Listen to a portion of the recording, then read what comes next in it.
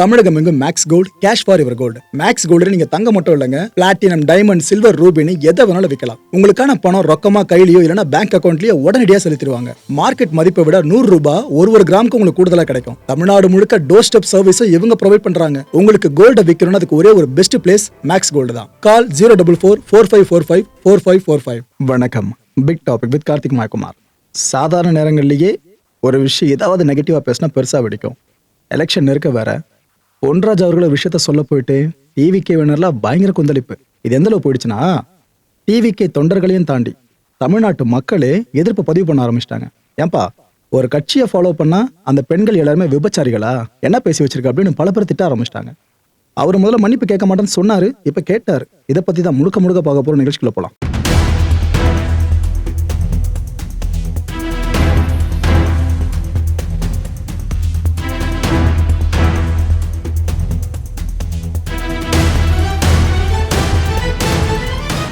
இந்த டிவிக்கு இஷ்யூவை பத்தி பார்க்கறதுக்கு முன்னாடி தேர்தல் களமில்ல, அது சார்ந்த அப்டேட் கொடுத்துறேன் உங்களுக்கு. திமுக ஒரு வழியா தொகுதி பங்கீடு ஃபுல்லா முடிச்சிட்டாங்க. A to Z எல்லாமே முடிஞ்சிருச்சு. இந்த எலெக்ஷன்ல 175 தொகுதிகளில் உதயசூரியன் சின்னம் போட்டியிடுதுங்க. அண்ட் இதை தாண்டி ஒட்டுமொத்தமாக கூட்டணி கட்சிகளுக்கு எவ்வளவு தொகுதிகள் ஒதுக்கீடு செய்யப்பட்டிருக்கு அதை பத்தி தெளிவா சொல்லிடுறேன். காங்கிரஸ்க்கு அதிகபட்சம் 28 தொகுதிகள் ஒதுக்கீடு பண்ணியிருக்காங்க. தேமுதிக ஆக்சுவலா விசிகா இங்க இருந்திருக்கணும், பட் என்னவோ ஏதோ ஒருவேளை டிவிக்கே விசிகாவோட ஓட்டு வாங்கி ஓரளவுக்கு கிராப் பண்ணிட்டாங்கன்னு நினைச்சாங்களோ என்னவோ தெரியல. டிஎம்கேல அவங்க 3வது பிளேஸ். செகண்ட் பிளேஸ்ல யாருக்கு அதிக தொகுதி பங்கீடு ஒதுக்கீடு செய்யப்பட்டிருக்கு? தேமுதிகக்கு 10, விசிகா 8, இந்திய கம்யூனிஸ்ட் 5, மார்க்சிஸ்ட் 5, மதிமுகக்கு 4, அப்புறம் ஐயுஎம்எலுக்கு 2, கோமாதேகாவுக்கு 2, மாமகக்கு 2, மஜக, எஸ்டிபிஐ, மூப்புப்பு அண்ட் தாத்தேகா இத்தனை கட்சிகளுக்கும் தலா ஒரு தொகுதின்ற வீதத்துல தொகுதி பங்கீடு நடந்து முடிஞ்சிருக்கு. ஏதோ புதுப்பேட்டையில ஃபுல்லா கட்சி பெற சொல்ற மாதிரி இருக்குல்ல. இந்த அளவுக்கு மெகா கூட்டணியை வகுத்து தான் திமுக இந்த முறையும் தேர்தலில் ஃபுல்லா போட்டிடுறாங்க. நிறைய பேர் இப்பவே சொல்ல ஆரம்பிச்சிருக்கிறது செம்ம டஃப் காம்படிஷனா இருக்கும்பா. அதாவது மற்ற கட்சிகள் சார்ந்து சொல்லல, திமுக வர்சஸ் அதிமுக காம்படிஷன் ஹெவியா இருக்கும். இதுல புது உறவு கட்சியான தாவேக்காவோட பங்களிப்பு எந்த அளவா இருக்க போகுதுன்றதான் பெரிய ஹைலைட்டான விஷயம். உங்களுக்கு மேட்ரு தெரிஞ்சிருக்கும்னு நினைக்கிறேன். திமுக அமைச்சர்கள் போட்டி போற தொகுதிகள் இருக்குல்ல, அது சார்ந்த அதிமுக ஸ்டார் வேட்பாளர்கள் பல பேரை நிறுத்தல. ஸோ அவங்க மேபி என்ன நினைக்கலாம், எலெக்ஷன் முடியட்டும், வாக்குப்பதிவு ஃபுல்லாக முடிஞ்சு ரிசல்ட் வரட்டும், ரிசல்ட் வந்த பிற்பாடு ஒருவேளை இந்த தொங்கும் சட்டப்பேரவை அமையுன்ற பட்சத்தில் கூட்டணி கட்சியோட ஆதரவு ரொம்ப முக்கியம். கூட்டணிக்கு வராத கட்சியா சில கட்சிகள் இருக்குல்ல, அந்த ஆதரவு ரொம்ப முக்கியம். ஸோ அப்போ நம்ம பேசி முடிவு பண்ணிப்போமே அப்படின்னு நினைக்கிறாங்கன்னு நான் நினச்சிட்டு இருக்கேன். ஸோ அதுக்காக இது போல முடிவை அதிமுக எடுத்ததாகவும் கன்சிடர் பண்ண முடியுது. ரைட்டு, இந்த என்டிஏ கூட்டணி பெருசாக அமைஞ்சிருக்குல்ல, ஆக்சுவலாக இது அமைஞ்சது எல்லாருக்கும் சந்தோஷமானு கேட்டிங்கன்னா ஒரு சிலருக்கு வருத்தம் தான். ஏங்க பாஜக சார்ந்து அதிமுக திரும்ப ரிஸ்க் எடுக்குது, பண்ணிருக்க மாட்டாங்க நினைச்சா திரும்ப கூட்டணி வச்சுட்டாங்க, என்ன பண்ண போறாங்கன்னு தெரியல அதிமுகவினர் சில பேருமே சொல்ல ஆரம்பிச்சிட்டாங்க. நாம இதுக்கு முன்னாடி இன்டர்வியூ பண்ணியிருந்தோம் அதிமுக முக்கியமான முகங்கள். அவங்களே அந்த டைம்ல அது அதிமுக பாஜக சேராம இருந்தாலும் அந்த டைம்லேயே பயங்கரமா விமர்சனம் பண்ணி பேசியிருந்தாங்க. ஆனா அரசியல் எதுவும் நிரந்தரம் கிடையாதுல்ல, இப்ப திரும்ப ஒன்னாதான் களம் காண்றாங்க. இந்த தொகுதி பங்கீடு நடந்து முடிஞ்சதுல இப்போ அதிமுக அண்ட் பாஜக இடையில இதுல பல பேருக்கும் நிறைய மனஸ்தாபம் போல இருக்கு. இன்னும் சில கூட்டணி கட்சிகளுக்கும் மனஸ்தாபம் ஏற்பட்டிருக்கு. இதை இட்டு கட்டிய செய்திகள் கிடையாது மக்களே. இப்ப நடந்துட்டு இருக்க கல நிலவரம் இதுதான். உதாரணத்துக்கு சொல்லணும்னா, நாகர்கோயில அதிமுக எதுக்காக மத்தவங்களுக்கு கொடுக்கணும், நமக்கு தான் இருக்கணும் அப்படின்னு அதிமுக மகளிர் அணி இருக்குல்ல, அவங்க போர்க்கொடி தூக்க ஆரம்பிச்சிட்டாங்க. இன்னொரு பக்கம் கோவை கிணத்து கடவு இருக்குல்ல, இதை பாஜகவுக்கு கொடுத்தே தீரணும்னு அந்த பக்கம் அவங்க போர்க்கொடி. இன்னொரு பக்கம் அதிமுகவினர் சில பேர் போஸ்டர் அடிச்சு ஓட்டியிருக்காங்க. என்ன தெரியுமா, தமிழ் மாநில காங்கிரஸ்க்கு எதுக்காக கும்பகோணத்தை கொடுக்கணும், அது வேண்டாமே அப்படின்னு அதிமுகவினரே சில பேர் போஸ்ட் அடிச்சு ஓட்டிருக்காங்க. பழனி தொகுதி முக்கியமான தொகுதியாச்சு, ஸ்பிரிச்சுவலுக்கு பேர் போன பகுதியாச்சு, பாஜகவுக்கு ஒதுக்கியே தீரணும்ட்டு அவங்க ஒத்த காலில் நிற்கிறாங்க. அமமுக இவங்க வேற ஒரு கேமியா பண்ணிட்டு போயிருக்காங்க, எதிர்ப்பு பதிவு பண்ணியிருக்காங்க. பாமகவுக்கு எதுக்காக சோளிங்கரை ஒதுக்குறீங்க, அது வேணாங்க அப்படின்ட்டு இவங்க ஒரு பக்கம் போர்க்கொடி.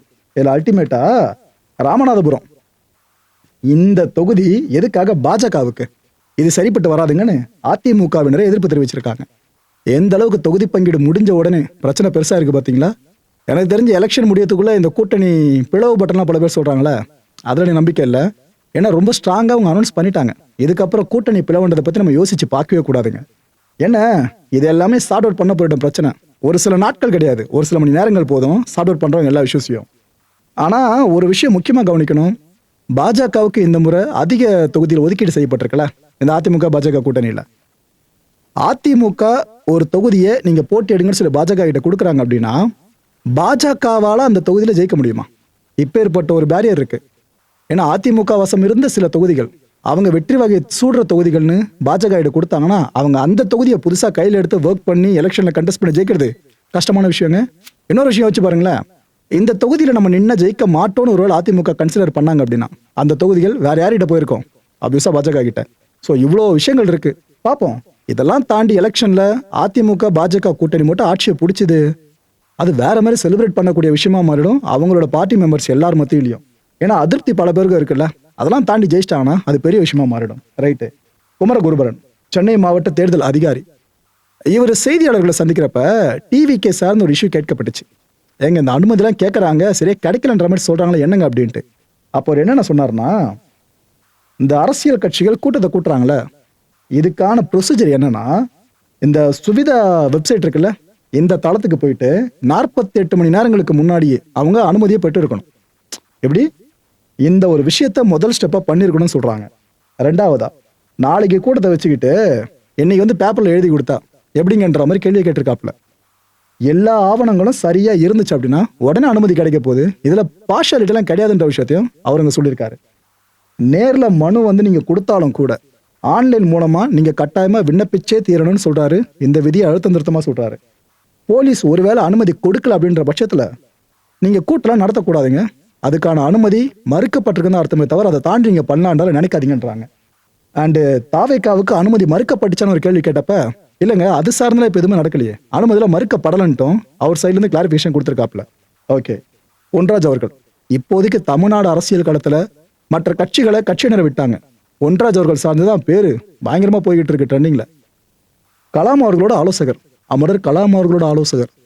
இவரு சமீப காலமா ஆளுங்கட்சி சார்ந்த தன்னோட நிலைப்பாடு ரொம்ப அதிகமா வச்சிருக்காருன்னு ஒரு விமர்சனமா இருக்கதான் செய்யுது.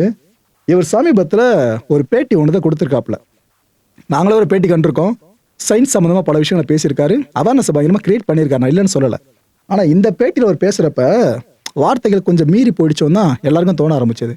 அப்படி என்ன பேசினாருன்னு கேட்டீங்கன்னா, தமிழ்நாட்டுல படிப்பறிவுல சிறந்த மக்கள் இவ்வளவு பேர் இருக்காங்க, அது இதுன்னு தமிழக அரசு சொல்லுது, நம்மள பாத்துக்கிட்டு இருக்கோம். ஆனா இதே தமிழ்நாட்டுல இப்ப ஏற்பட்ட தற்குறி கூட்டம் ஒண்ணு இருக்குன்றத விஜய் அவர்கள் காமிச்சு கொடுத்திருக்காருல, அதனால அவருக்கு நான் நன்றி சொல்ல கடமைப்பட்டிருக்கேன்னு அவர் சொல்லி சர்க்காசமா பேசி ஆரம்பிச்சாரு.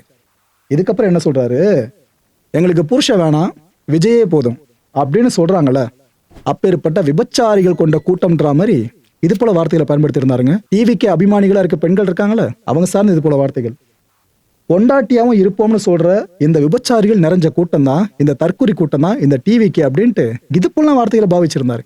ஆக்சுவலா எனக்கும் ஷாக்கா தான் இருந்துச்சு, இவரெல்லாம் அப்படி பேச மாட்டாரு, என்ன ஆச்சு அப்படின்னு சொல்லிட்டு. என்னவோ ஏதோ, ஆனா இது போல வார்த்தைகளை அவர் தான் பேசியிருக்காரு. நம்ம நாள்ல இருந்து வெளியே வர ஒரு வார்த்தைக்கும் நாம தானே பொறுப்பு. ஓகே. தாவைக்காவினர் பயங்கரமா கொந்தளிக்க ஆரம்பிச்சிட்டாங்க. ஏங்க சிவாஜி அவர்கள் பேசாத விஷயமா ஸ்டேஜ்ல ஆபாசமா அவ்வளவு வார்த்தைகளை பேசியிருக்காருல, அப்பெல்லாம் மாதர் சங்கம் எதுவுமே பெருசா கேட்கலங்க. ஆனா ஒரு சின்ன இஷ்யூ தான், விஜய் அவர்களோட பர்சனல் லைஃப் சம்பந்தமா டிவோர்ஸ் கீசோ அது எதனா நடந்துச்சுன்னா கூட உடனே பெண்களை அவமதிக்கிறாருன்னு மாதர் சங்கம் வந்துடுறாங்க. ஆனா இவர் அவ்வளவு பேசும்போது யாருமே கேட்கல. பொன்ராஜ் அவர்கள் இப்ப இவ்வளவு தைரியமா இந்த அளவுக்கு துணிச்சலா சில வார்த்தைகளை பயன்படுத்திருக்காருன்னா யார் கொடுக்குற தைரியன்ற மாதிரி தாவைக்காவினர் பேச ஆரம்பிச்சிட்டாங்க. தாவைக்கா அபிமானிகளா இருக்க பெண்கள் இருக்காங்களே, அவங்க கொந்தளிச்சு வீடியோஸ் மேல வீடியோஸா போட ஆரம்பிச்சிட்டாங்க. அந்த வீடியோஸ்ல இருக்க வார்த்தைகளை கூட நாங்க சொல்ல விரும்பல மக்களே, பதிலடி கொடுக்குறோன்ட்டு அவங்களும் பயங்கரமா பேசியிருக்காங்க. அது போல வீடியோஸும் பயங்கரமா சோஷியல் மீடியா முழுக்க ட்ரெண்டிங்ல ஓடிட்டு இருந்துச்சு. நம்ம பார்க்க நேரிட்ட அந்த வீடியோஸை பொன்ராஜ் அவர்கள் பார்த்திருக்க மாட்டார்னு நினைக்கிறீங்களா? கண்டிப்பா பார்த்திருப்பாரு, ட்ரிகர் ஆயிருப்பாரு. இது எதை வச்சு சொல்றேன்றது போப்போ உங்களுக்கே தெரியும். இதை தாவைக்காவினர் கேட்கிற ஒரு நியாயமான கேள்வி ஒன்று இருக்கு, அதையும் சொல்லிடுறேன். ஒரு அரசியல் கட்சியில இருக்கிற ஒரு நபர் ஒரு விஷயத்த பேசுறாங்கன்னா அந்த நபர் சார்ந்து நீங்க விமர்சனம் பண்ணலாம். அந்த ஒட்டுமொத்த அரசியல் கட்சியுமே அப்படிதான் இருக்குன்னு சொல்றது எந்த வகையில் நியாயம்? இது எல்லாருக்கும் பொருந்தலங்க அப்படின்னு கேட்கறாங்க. தாவைக்கா சார்ந்து நம்மளும் நிறைய விமர்சனங்கள் அடிக்கிருக்கோம். அவங்க செய்யற நல்லதுகள் சார்ந்து நிறைய நம்ம பேசியிருக்கோம். அவங்க கேட்டிருக்க இந்த கேள்வி இருக்குல்ல, இது நியாயமான கேள்விதான், இல்ல மறுக்கிறதுக்கு ஒண்ணுமே இல்லை. அதாவது ஒரு ஏரியால ஒருத்தன் கெட்டவனா இருந்தா அந்த ஏரியால இருக்க எல்லாருமே கெட்டவங்கன்னு சொன்னா இதுவும் ஒரு வகையில ரேசிசம் தான். இதை எல்லாரும் புரிஞ்சுக்கணும். மன்னிப்பு கேட்கவே மாட்டோம்பா அப்படின்ட்டு பொன்ராஜ் அவர்கள் ரொம்ப துணிச்சலா சொன்னாரு. அவரோட தொடர்பு கொண்டு ஊடகங்கள் கேட்பாங்களே, என்னங்க இது போல பேசியிருக்கீங்க, நிறைய பேர் சோஷியல் மீடியாவில் உங்களை பத்தி பேசிட்டு இருக்காங்க, என்னங்க சொல்றீங்க அப்படின்ட்டு. நாளை மன்னிப்பு கேட்க மாட்டேன்னு தெளிவா சொல்லிட்டாப்ல. அந்த வார்த்தைகள் சரியான வார்த்தைகள் தானே, அவர் பயன்படுத்தின அந்த வார்த்தைகள் இருக்குல்ல, அதுல இன்னும் டிஃபெண்ட் பண்ணாரு. இந்த மாதிரி ஆட்களுக்கு இப்படிதான் நம்ம பேசணும். இப்படி அவங்கள ஹேண்டில் பண்ணாதான் அவங்களுக்கு புத்தி வரும் அப்படின்னு சொன்னார். ஆக்சுவலாக புத்தி வர வைக்கிறது வராமல் இருக்க வைக்கிறதுலாம் ஓகே, அது நல்ல விஷயம்தான். ஆனால் நியாயமாக ஒருத்தவங்க நிற்கிறோம்னாக்கா எல்லாரும் சார்ந்து அந்த புத்திமதி வர வைக்கிற படலத்தை ஆரம்பிக்கணும்ல. ஆனால் எல்லா கட்சிகள் சார்ந்து பண்ணுறோமா? சரி, ஓகே, ரைட்டு. விஜய் அவர்கள் ஆவேசத்துடன் கூடிய ஒரு பதிவு இங்கே போட்டிருக்காருங்க. பொன்ராஜ் அவர்கள் பேசின விஷயம் விஜய் அவர்கள் வரைக்கும் ரியாக்ட் பண்ணுற மாதிரி ஆயிட்டு இருக்கு. என்னென்ன சொல்லியிருக்காப்புல, இந்த மண்ணின் பெருமைக்கும் போற்றுதலுக்கும் உரிய என் அம்மா, அக்கா, தங்கைகளை தரக்குறைவாக சொல்லுன்னா வார்த்தையால் திமுகவின் ஆதரவாளராக செயல்பட்டு வரும் கைக்கூலி ஒருவர். விஜய் அவர்கள் பயன்படுத்துகிற வார்த்தை வாய்க்கு வந்தபடி விமர்சித்திருக்கிறார். திமுக தலைமையின் அரவணைப்பிலும் ஆதரவிலும் செயல்படும் இத்தகைய ஆதாய சூதாடிகளுக்கு தமிழக வெற்றி கழகத்தின் சார்பாக வன்மையான கண்டனங்களை தெரிவித்துக் கொள்கிறேன். இந்த ஆதாய சூதாடின்ற வார்த்தைகள் இருக்குல்ல, இதை கொஞ்சம் மைண்ட்ல வச்சுங்க. போர் கனெக்ட் இருக்கு. இது போன்ற நபர்கள் மீது எந்தவித நடவடிக்கையும் எடுக்காத திமுக அரசையும் வன்மையாக கண்டிக்கிறேன். தாவேக்காவை சீண்டுவதாக நினைத்து ஒட்டுமொத்த பெண்களையும் அவமதிக்கும் இச்செயலால். உண்மைதான் மக்களே, தாவேக்காவை சீண்டதா நினைச்சுதான் தமிழ்நாட்டில் இருக்க ஒட்டுமொத்த பெண்கள் சார்ந்தோம் நிறைய பேரும் கோவப்படுற மாதிரி மாற்றி விட்டாங்க. இதில் வர்ற தேர்தலில் பெண்கள்லாம் இதுக்கு எதிராக ஒரு பெரிய ரியாக்ட் பண்ணுவாங்க அப்படின்ற மாதிரி பேசியிருக்காருங்க யார் விஜய் அவர்கள். இந்த பதிவில் ரியாக்ட் பண்ணுறாங்கன்னா எப்படி, வாக்கு டிவிகே பக்கம் போகும், டிஎம்கே பக்கம் பெண்களோட வாக்கு போகாதுன்ற மாதிரி தான் இதை அரசியல் பண்ணியிருக்காங்க. ப்ரோ, விஜய் அவர்களே அரசியல் பண்ணலாமா? தப்பு இல்லையாங்க கேட்டீங்கன்னா, அரசியல்வாதி அரசியல் தான் பண்ணுவாங்க, அதை தான் பண்ணணும் எல்லாரும் எதிர்பார்ப்போம். ஓகே, ஏன்னா சும்மா அந்த விஷயத்த இவங்களே நோண்டி பெருசாகிட்டாங்களா, அப்போ டிவிக்கு இதை வச்சு அரசியல் பண்ணதில்லை, என்ன தப்பு நீங்கள் சொல்ல முடியும்? இதில் ஒரு கட்டம் எப்படி திரும்ப மேலே போயிடுச்சு. விஜய் அவர்கள் பொதுவெளிக்கு பெருசாக வரமாட்டாரு அங்கங்கன்னு சொல்லிட்டு 1000 விமர்சனங்கள் இருக்குல்ல, நேரில் வந்துட்டாப்ல. விஜய் அவர்கள் கிளம்பி டைரக்டா சென்னை டிஜிபி ஆஃபீஸ் இருக்குல்ல, அங்கேயே போயிட்டாரு. போனவர் போலீஸ்ட்ட புகாரை கொடுத்துருக்காரு. யார் மேல? பொன்ராஜ் அவர்கள் மேல.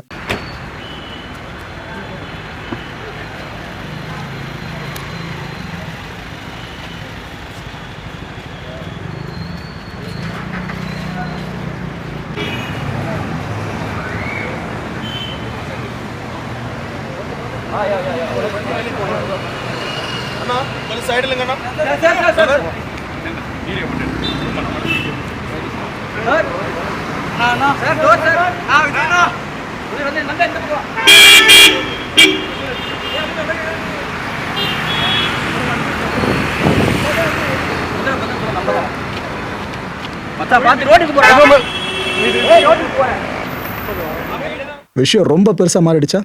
இதுக்கப்புறம் பொன்ராஜ் அவர்கள் மன்னிப்புன்ற வார்த்தையை பயன்படுத்தாம இருக்க முடியாதுல, பயன்படுத்திட்டாருங்க. காயம்பட்ட பெண்களிடம் மன்னிப்பு கேட்கிறேன்னு அவரே ஒரு பெரிய பதிவு போட்டிருக்காரு. ப்ரோ, நான் ஒரு 4 வார்த்தை இதுக்கு என்ன பெரிய பதிவுன்னு கேட்டீங்கன்னா, நான் இந்த 4 வார்த்தைகளை பத்தி மட்டும் தானே சொன்னேன். அந்த நீண்ட நெடிய பதிவுல என்னென்ன வார்த்தைகள் இருக்கு, அவர் விஜய் அவர்கள் சார்ந்து எந்த அளவுக்கு தாக்கியிருக்காங்க அப்படின்றது அகைன் இப்ப நீங்க ஃபுல்லா பார்த்து தெரிஞ்சுக்கலாம். நடிகர் விஜய் அவர்களே, ஆதாய சூதாடி நீங்களா நானா? உங்களை தலைவன் என்று நேசிக்கிற பெண்களில் சில பேர் ஊடகங்களில் தரம் தாழ்ந்து அக்காவா இருப்போம், தங்கச்சியா இருப்போம், விஜய்க்கு பொண்டாட்டியா கூட இருப்போம் என்று பொது வெளியில் பேசியதை கண்டித்து திருத்தாமல் அதை ரசித்துக் கொண்டிருந்த நீங்கள் ஆதாய அரசியல் சூதாடியா நானா?